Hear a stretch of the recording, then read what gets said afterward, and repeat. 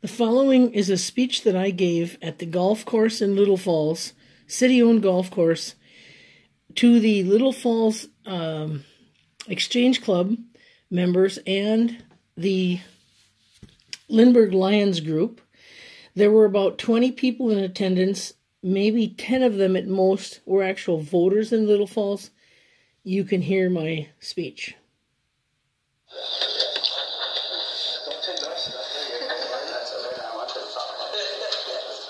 Thanks, Greg. And next up, Robin Hensel.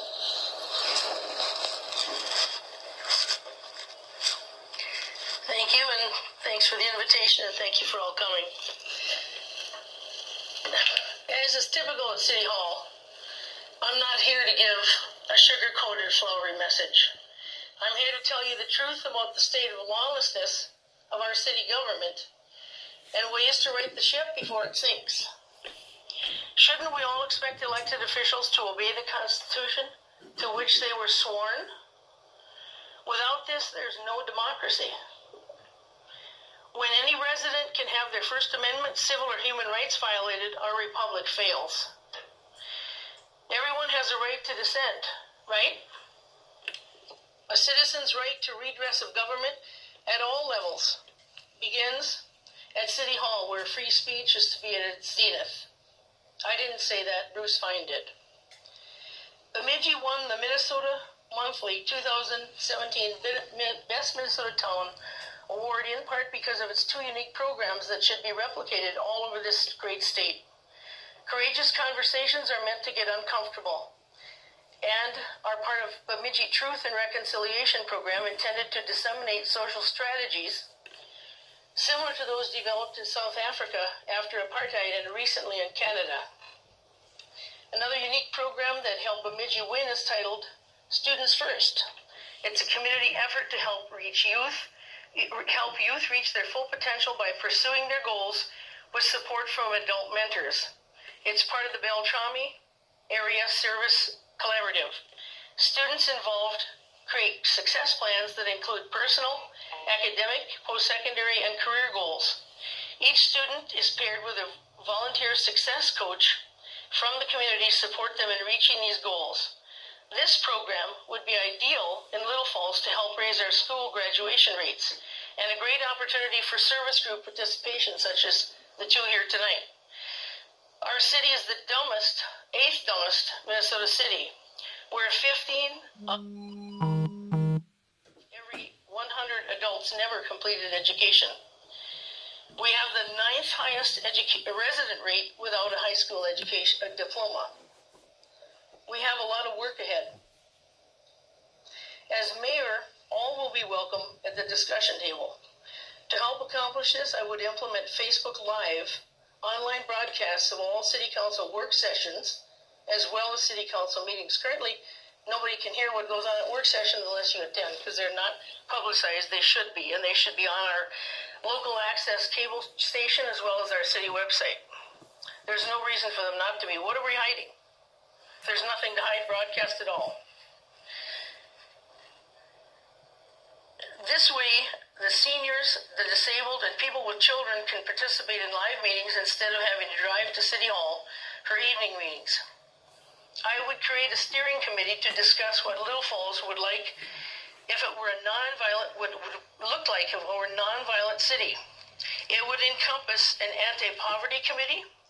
Little Falls is the 4th poorest Minnesota city. A homeless Bill of Rights, address racism and how to become a 100% green community. We don't even have solar panels on top of City Hall. Why not? What better way to assist with humanitarian needs than the Lions Exchange Club involvement in promoting this concept?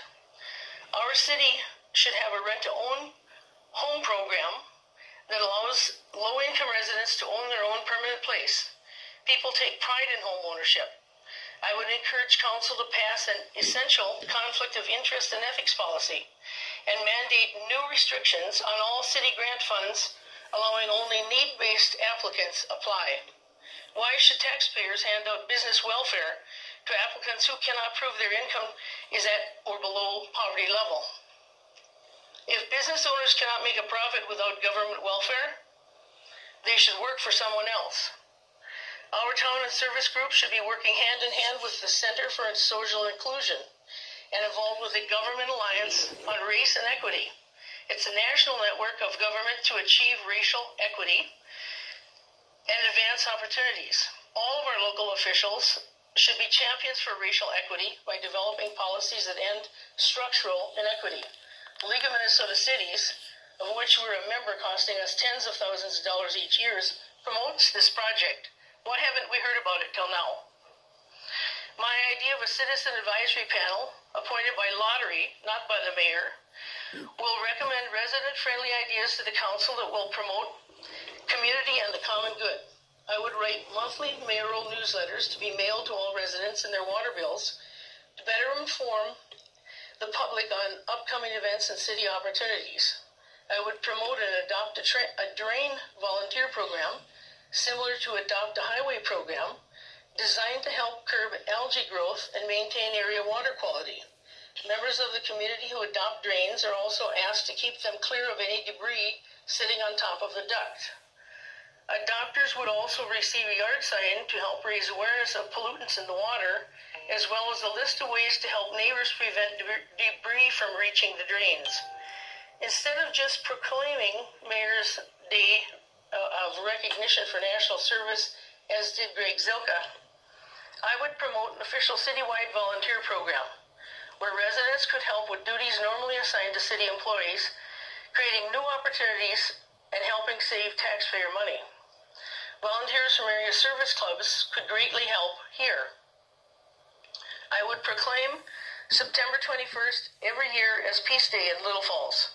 Unlike the current mayor who has refused my proclamation request a number of times, even though he's a member of the Lions Club, the Lindbergh Lions, which has a statement that reads to empower volunteers to serve their communities, meet humanitarian needs, encourage peace,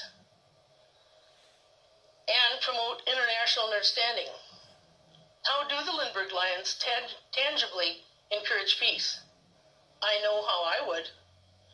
My top priority would be to eliminate all outdated or unconstitutional laws still on the books. It's downright foolish to leave laws on the books that are an invitation for a future lawsuit.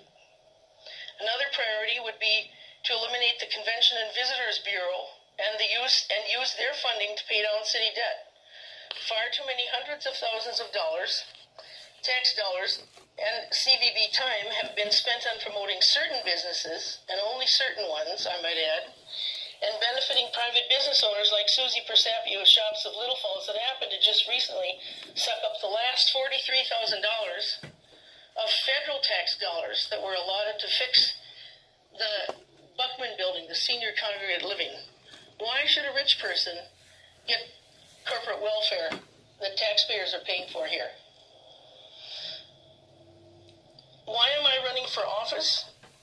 Because somebody needs to demand an end to city lawlessness. Remember, I was right. The city was wrong. The Supreme Court decided that. Zilka, Hanfler, and Goshik of the present council were partially responsible for my illegal arrest. They could have stopped it.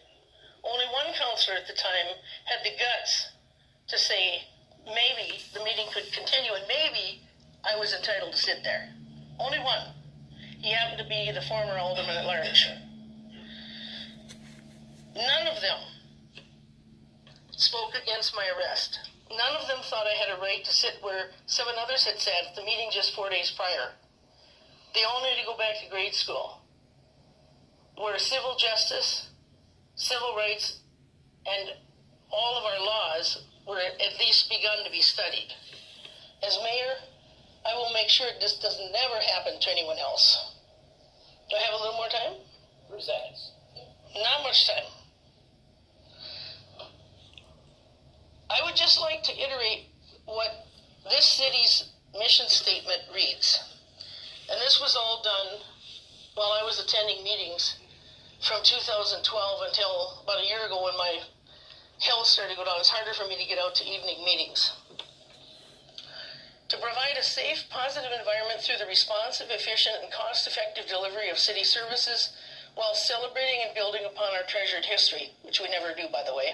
Not even do we celebrate Gordon Rosenmeyer, who is responsible for the great program MPCA and many other things. Why don't we support him? Why don't we celebrate him anymore? Why don't we celebrate Laura Jane Musser?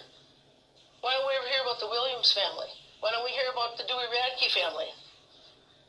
Why don't we hear about who donated all this land for this golf course? I think our city has an obligation to live up to its mission statement, don't you? The city's core beliefs are excellence and quality in the delivery of municipal services, fiscal responsibility with ethics and integrity, respectful treatment of each other. That's a big one. Dedication and commitment toward making our city an ideal community and visionary leadership and planning for the future. In all these areas, the present and past mayors and council have failed the voters. I guess I'll stop there. I had more, but that was longer than 30 seconds. Thank you.